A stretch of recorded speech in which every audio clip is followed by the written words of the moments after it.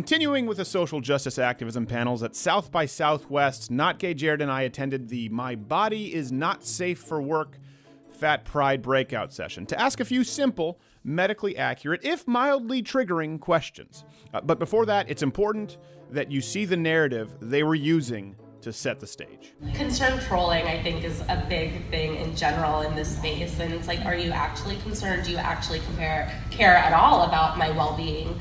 Because if you did, maybe you wouldn't be harassing me because it's not great for my mental health. It's the gateway to basically just saying, I don't like you, I don't like what I'm seeing. We know that we aren't supposed to be mean to people. That's another very popular idea and a good one, that we're not supposed to bully, we're not supposed to call people names and wag fingers. So we express worry over them instead. But it all amounts to the same. It all amounts to the same as don't show me what you're showing me. But for me, it really is about just reclaiming it and saying, like, I'm fat, and the fact that you still find me attractive is your problem. If you see a fat girl online who hates herself and is in sweatpants and talking about how miserable she is and crying, people are much more likely to be supportive of her diet and her exercise.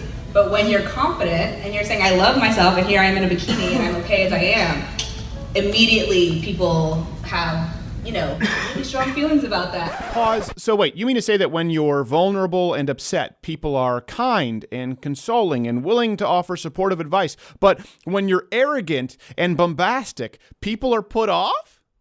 They've got some nerve on them. I'm also, voluptuous. Sure, I have really big boobs, I guess, but I am fat, and that's okay. You touched on something which I think is important earlier about healthcare, affordable access to healthcare being, I think you said a human right.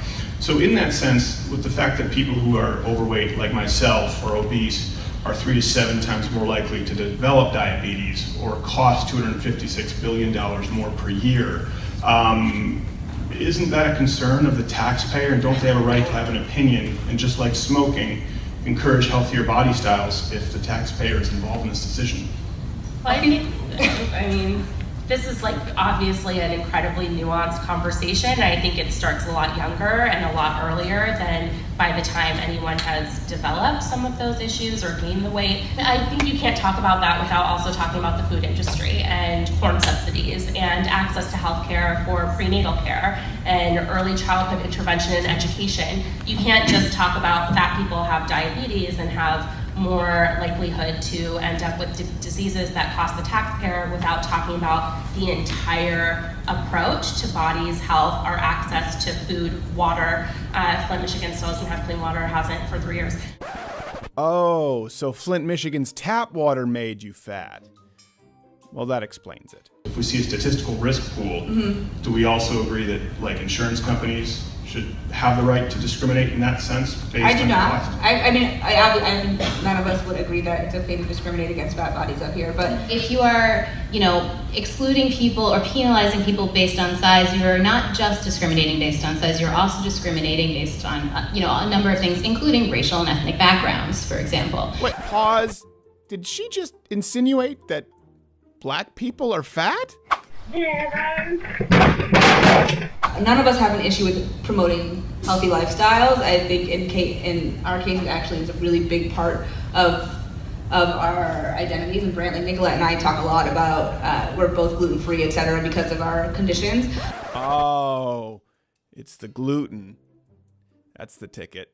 And that being said, I am very much someone who wants to promote living in healthy ways, but I don't equate that necessarily to a certain size. But if there's like a 700% chance more likelihood of someone, developing heart disease or diabetes, of course, shouldn't we promote that, for kids who are coming up? We agree that to lose weight. That's the no, we should not promote to lose weight. We should promote healthy behaviors. There's a much larger issue of the way we stigmatize bodies, the way they're approached in the medical and health industry, the way that the medical industrial complex is structured in general. Of course not. It must have been the gluten and what have you. Of course, that statement begs the question as to just how the medical industrial complex managed to so effectively target exclusively these women. But there wasn't enough time to get into that, so Not Gay Jared had a question of his own. I appreciate you putting this on. We're all learning a lot. Great.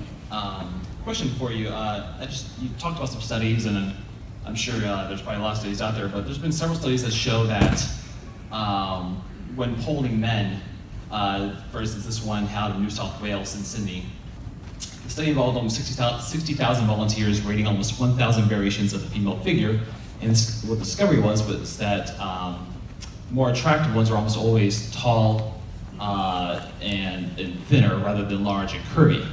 The question for you is it possible that within fighting the idea of body shaming, there's actually a possibility of shaming natural male biology that prefers thinner, leaner, healthier women? What about I think it's what it's about that not- survey says it's natural male biology Yeah. and not societal? I think a lot of that is influence? socialized. I think a lot of our preferences are socialized. Were they and asking that's- babies? Like, That's babies? something that's really apparent when you go to other cultures and ask their preferences. Like our attraction is so much Yeah, socialized. of course it is. Well, they found that this is actually true across generationally. The idea that people or men just biologically come out of the womb attracted to thin, tall women is like ridiculous. Well, is it possible and that also, I'm really offended by the two male Also- comments. I mean, it's not surprising to me that there's two white males asking this question. Can we have this woman's question, please? Yeah. Is it possible that there's No, we're not some taking it. research that healthy You're allowed to be hearing? attracted to whoever you're attracted to. There's nothing wrong with that. If Yeah. a person is not attracted to me because my body is larger, I don't care. There's a million of other people who are. In fact, I wish fewer men What would you would. say to men I'm not who hearing any feel shame. shamed into No, finding certain body nobody's attractive? shaming you No for, one's shaming liking you. thin women. That's not the problem. We don't That's- care. But it's, Yeah. I think it's okay. Or to- You can harassment. tell that it's wrong to not find certain body types No, attractive. No, I'm not sure where that's coming This from. magazine that they Yes. monitor. Sir, the answer to your question is no, there's no Also, shaming YouTube got regarding good at this. taping. Yes, But please. they came in here with the attention to like troll us, which is hilarious and not surprising. With the maximum triggering occurring, we had to get the hell out of there. But as cis white males, we wanted to ensure that we weren't wrong with our information. So we decided to sit down with a local doctor, Dr. Mike Simpson, to get his professional opinion. Also, side note, we did have one other cameraman with us at that panel, but he got eaten.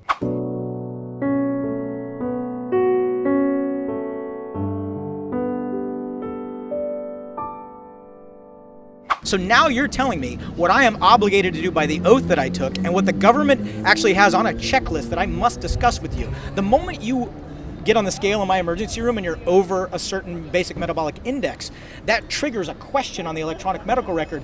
Did you discuss weight control with this patient? Just like if you say I'm a smoker, did you discuss smoking cessation?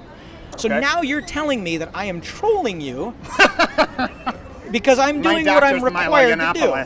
Yeah. Oh, and by the way, because of the Affordable Care Act and many other governmental restrictions, if I don't ask you that question, I don't get to bill for full price for that chart. Now, I don't care. I'm not in this for the money. I am in it because I care about people's health. But don't accuse me of trolling when I'm telling you you are going to die.